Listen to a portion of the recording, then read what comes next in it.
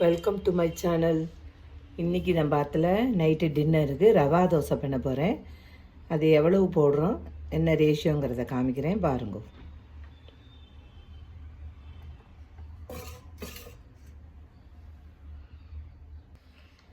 இந்த டம்ளரால் 2 டம்ளர் ரவை எடுத்துட்டுருக்கேன்.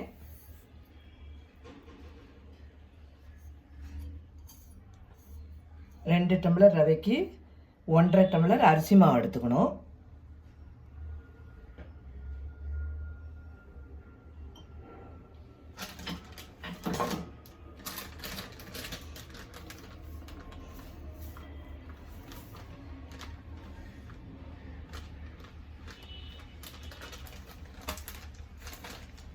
ஒரு டம்ளர் போட்டேன். இன்னொரு 1/2 டம்ளர்.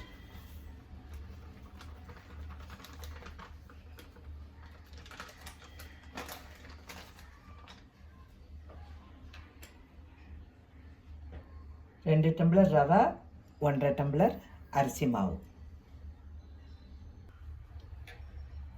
மைதா மாவு 1 டம்ளர். ரவை 2 டம்ளர், அரிசி மாவு 1.5 டம்ளர், மைதா 1 டம்ளர். இதை போட்டு நல்லா 1 மணி நேரம் ஊற வச்சிடலாம்.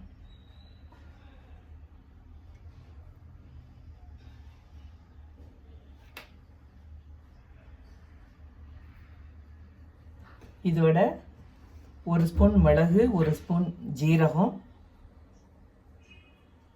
கொஞ்சம் பொடி பொடியாக நறுக்கின இஞ்சி, கொஞ்சோண்டு பச்சை மிளகாய் எல்லாத்தையும் போட்டு கொஞ்சம் உப்பையும் போட்டு நல்லா 1 மணி நேரம் தண்ணியை விட்டு, ஒரு 2 டம்ளர் ரவை எடுத்துகிட்ருக்கேன்னாக்கா ஒரு 6 டம்ளர் அளவுக்கு நம்ம ஜலம் விட்டுக்கலாம் அதில்.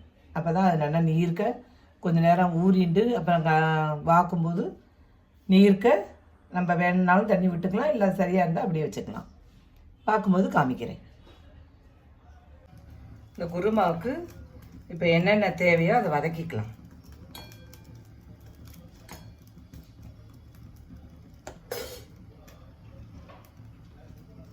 ஒரு ஒரு ஒரு கைப்பிடி அளவுக்கு சின்ன வெங்காயத்தை வதக்கிக்கலாம்.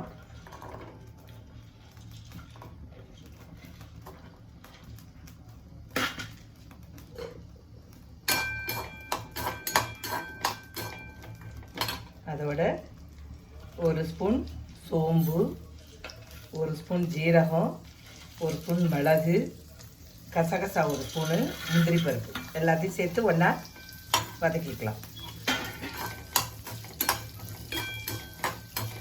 அதோட ஒரே ஒரு தக்காளி பழம் இதையும் சேர்த்து நல்லா கொஞ்சம் வதக்கிக்கலாம். இதை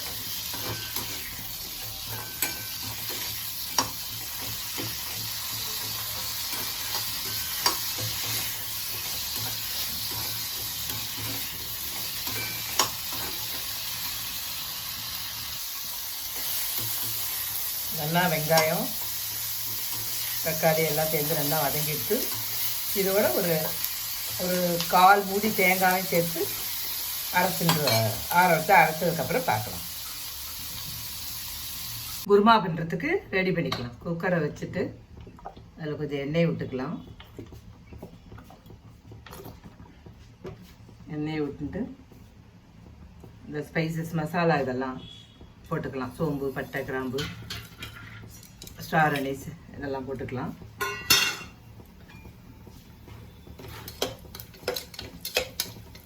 போட்டு நல்லா இதை வதக்கிக்கலாம். இதில் 2 பெரிய வெங்காயத்தை நறுக்கி இதோடு போட்டுக்கலாம்.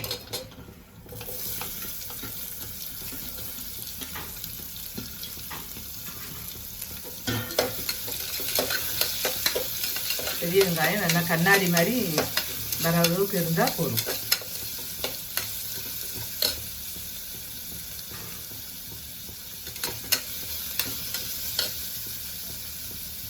அதில் 1 ஸ்பூன் இஞ்சி பூண்டு பேஸ்ட் போட்டுக்கலாம். பச்சை பருப்பு போக வதக்கிக்கலாம். அதையும் நல்லா வதங்கட்டும்.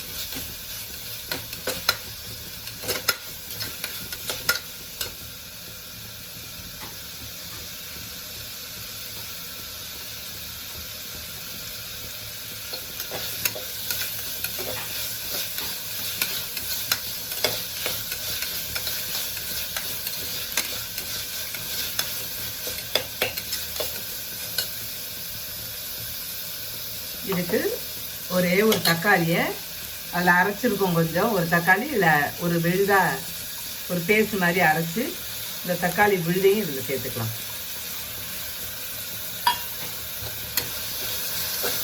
எல்லாம் நல்லா பச்சை வாசனை போக நல்லா வதங்கட்டும்.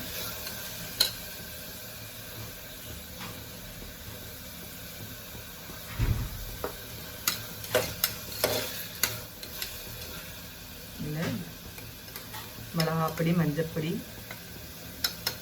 தனியா பொடி, கரம் மசாலா இதெல்லாம் போட்டு ஒரு வதக்கு வதக்கிக்கலாம்.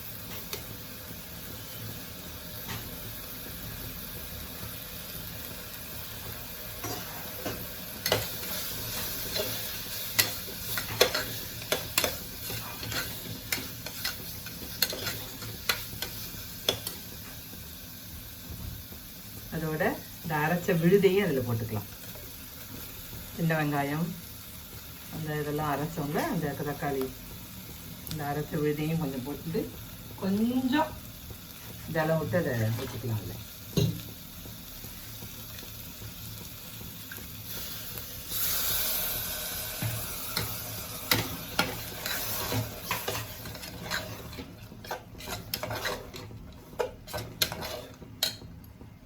இதை விட ஊற வச்சு உருளைக்கிழங்கு பட்டாணியும் பச்சையாக தான் வச்சுருக்கேன். உருளைக்கிழங்கு குக்கரில் வேக வைக்கிறதுனால அப்படியே தான் வச்சுருக்கேன். உருளைக்கிழங்கு பட்டாணி ரெண்டையும் இதோட போட்டுக்கலாம்.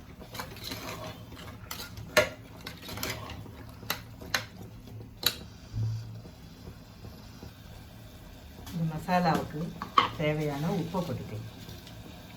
ஒரு 3/4 ஸ்பூன் அளவுக்கு உப்பு போட்டால் போதும்.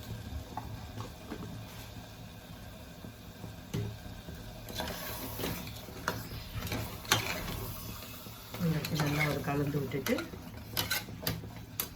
கொஞ்சம் தண்ணி விட்டுக்கலாம். அது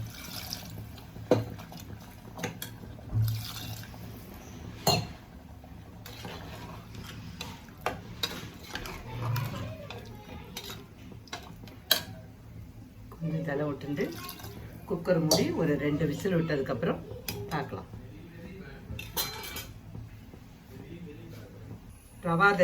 ரவா தோசைக்கு ஒரு வெங்காயம் தக்காளி சட்னி ஒன்று அரைக்கிறேன். அதுக்கு என்னென்ன வேணுங்கிறத பார்க்கலாம்.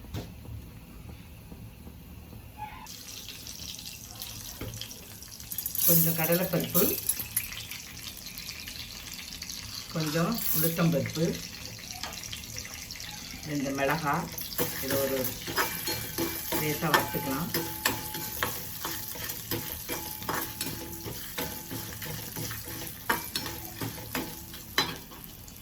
இதோட 2 பெரிய வெங்காயம் நறுக்கியிருக்கேன், அதையும் வறுத்துக்கலாம்.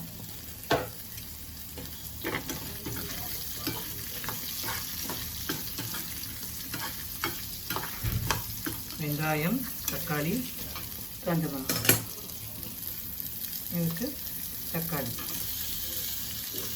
ஒரு 2 தக்காளி போட்டிருக்கேன். எல்லாத்தையும் சேர்த்து நல்லா வதக்கி எடுத்துட்டு இந்த சட்னி அரைக்க வேண்டியது. சட்னிக்கு நல்லா வதங்கிட்டு இதை வச்சு ஆற வச்சு அரைச்சின்னு வந்துட்டு இதில் கடுகு, உளுத்தம்பருப்பு, கருவேப்பிலை தாளித்து கொட்டினா தக்காளி வெங்காய சட்னி ரவா தோசைக்கு ரெடி ஆகிடும். வெங்காயம் தக்காளி வதக்கி அது ஒரு சட்னி.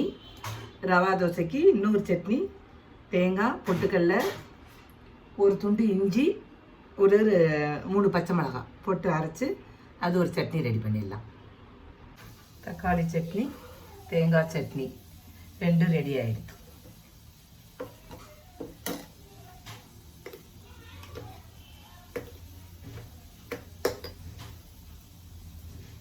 தோசை வறுத்துட்டு காமிக்கிறேன். நம்மளோட குருமா ரெடி ஆகிடுது. உருளைக்கிழங்கு குருமா சூப்பராக ரெடி ஆகிடுது. பட்டாணி உருளைக்கிழங்கு போட்ட குருமா.